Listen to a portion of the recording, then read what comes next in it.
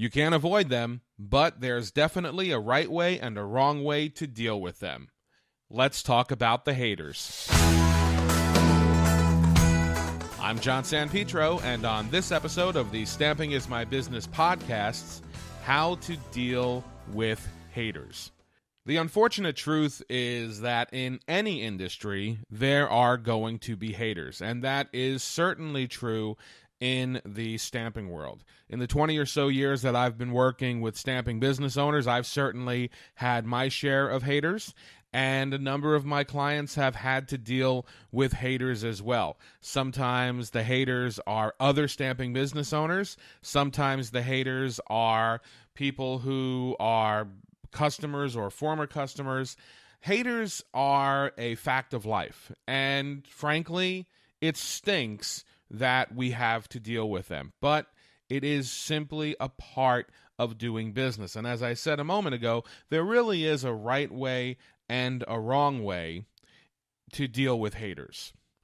A couple of years ago, Tim Ferriss, who wrote The 4-Hour Workweek, which is a great book, by the way. If you don't have it, pick it up, read it, live it. Tim Ferriss wrote a great article about dealing with haters, the different strategies that you can use. And I've kind of adopted and adapted these strategies for myself and for my clients. And I thought it would be helpful in this episode of the podcast to go over the different points, the different strategies, the different things that you should think about when you have to deal with a hater, whether it's another stamping business owner or if it is a customer. And so I'm just going to go through the different points and just expand on them a bit. First of all, it doesn't really matter how many people don't get it. What matters is how many people do. You know, we tend to focus on the negative. We tend to focus on the negative comments. With the rise and continued rise and growth of social media, that is certainly true. The negative voices do seem to be louder than the positive ones. And certainly our perspective, kind of fueled by our insecurity, makes those negative voices louder. It gives them more weight. And so it's important to maintain perspective.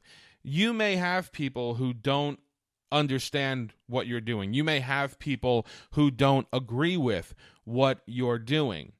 At the end of the day, those people aren't your customers. Those people aren't the people that you're going to associate with as you build your business and as you build your life. Now, that's just a simple fact of the matter, right? So don't focus on the people who don't get it, okay? Focus on the people who do. Focus on the people who do. And I'll tell you, in the world of business, even if the majority of people don't get it, that's okay, because you don't need the majority to be successful. I mean, look at my business. There are tens of thousands of stamping business owners out there. Honestly, there are probably at most a few thousand, certainly under 10,000 stamping business owners who are honestly trying to build their business, who honestly would make up my customer base.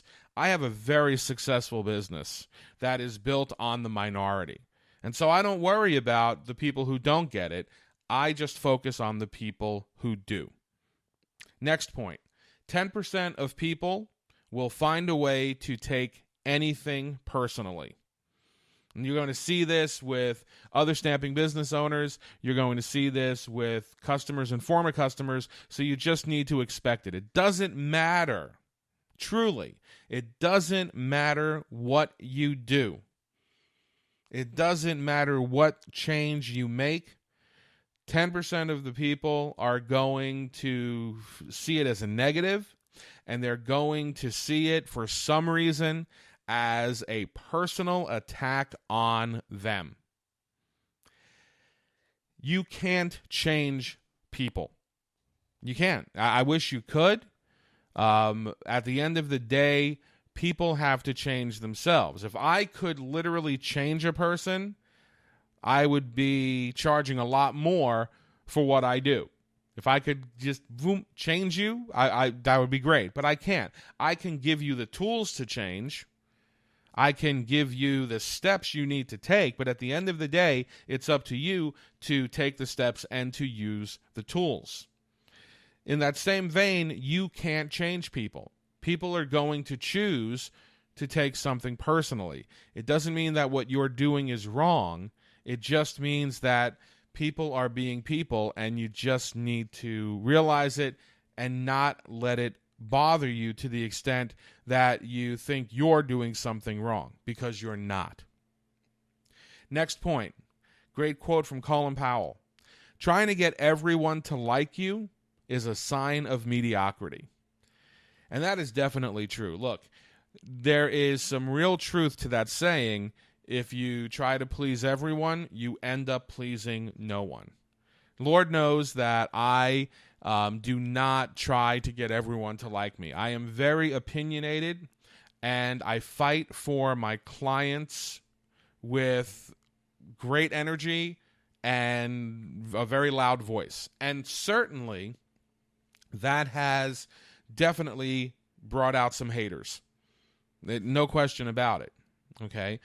But what it's also done is it has created passionate fans. And that's the thing. When you try to kind of just skate that middle line and you're trying not to upset anybody, you're also not creating passionate fans. Mediocrity works both ways. You're not getting anyone really upset, but you're not really exciting anybody either.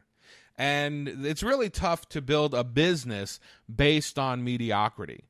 So if you want passionate fans and supporters, you need to accept that there are going to be equally passionate haters out there. And that's okay.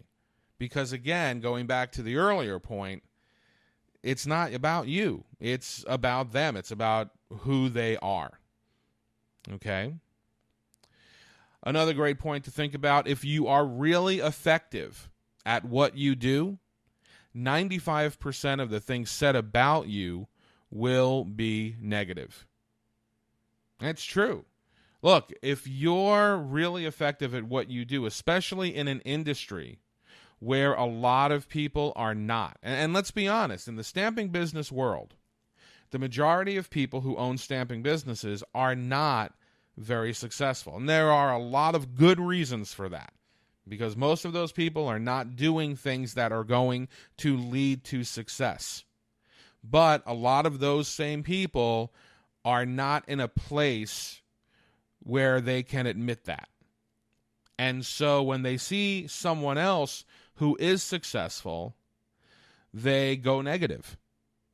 Okay? Because they, frankly, have some jealousy, have some envy, and rather than blaming themselves for their lack of success, it becomes a lot easier to just blame you.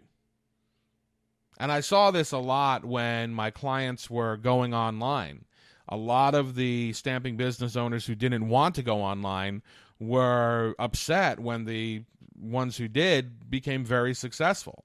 And they started blaming the online stamping business owners for their lack of success, rather than blaming themselves for not evolving as business owners, which is what you have to do in this world if you want to be successful long term. Because it wasn't the stamping business owners who were pushing the evolution, it was the customers.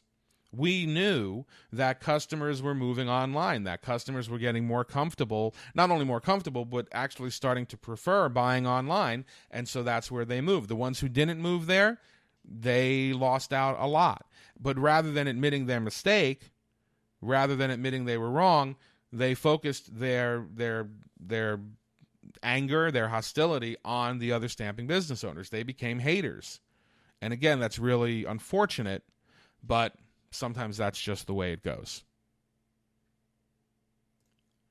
Another great quote from the Tim Ferriss article: if you want to improve, be content to be thought foolish and stupid.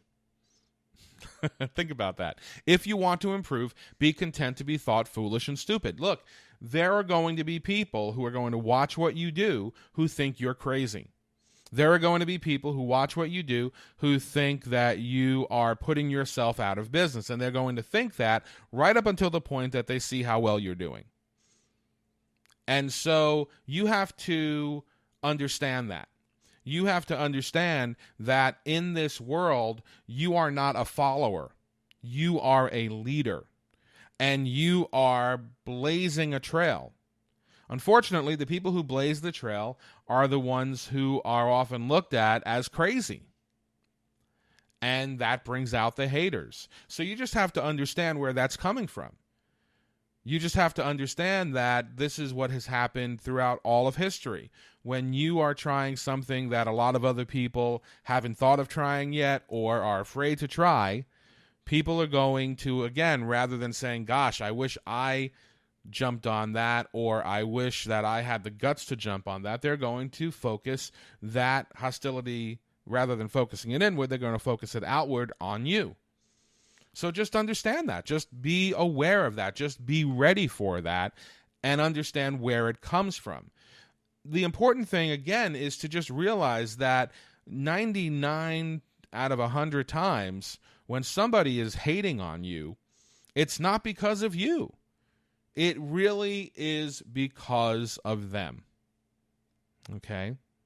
This next point, I have lived and breathed this point my whole life. Living well is the best revenge. Okay? The best way to shut a hater down is to make it really apparent that what they're saying has absolutely no effect on you whatsoever. And show them how successful you are. Show them how well things are going for you. And you don't have to, be blatant about it. Just your continued existence is good enough. Trust me. I promise you, there are definitely people who cannot believe that I've been doing this for 20 years. They can't believe that I've been doing this as well as I have and as successfully as I have. And I know that it just infuriates them. And honestly, I don't think about it very often, but when I do think about it in those terms, I smile a little bit, because that's really the best way to do it. Rather than confronting the haters, there's no reason to do that.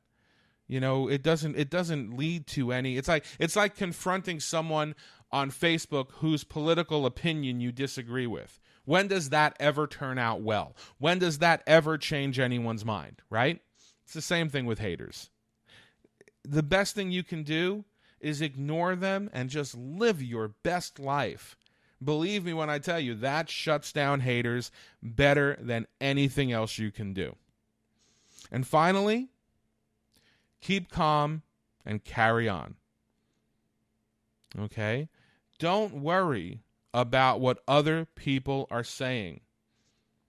Worry about what you're doing. Worry about whether or not what you're doing is having the impact that you want it to. Worry about whether or not what you're doing is bringing about the change and the growth in your business that you want it to. Don't worry about what other people are saying. Focus on what's actually happening in your business, and focus on whether or not what's happening in your business meets with your approval, not with someone else's approval. Okay? Stay focused, keep calm, and carry on. Guys, if you can do these things, if you can think about haters from this perspective, if you can put those haters in the box that I'm talking about, if you can understand that people who are haters, that's really more about them than about you. It really talks more about the kind of person that they are rather than the kind of person that you are. If you understand all of that, then you're never going to let haters bother you. You're never going to let haters affect what you do. You're going to be a lot happier, a lot less stressed, and your business is going to kick butt. If you enjoyed this episode of the Stamping is My Business podcast, please feel free to like it, share it, subscribe to it, and listen to more. You can find us on iTunes, Google Play, our website, stampingismybusiness.com, and on our Facebook page, facebook.com/stampingismybusiness. If you have questions or ideas for future episodes, please email them to me at john@stampingismybusiness.com. This is John San Pietro, and I'm just trying to get you paid.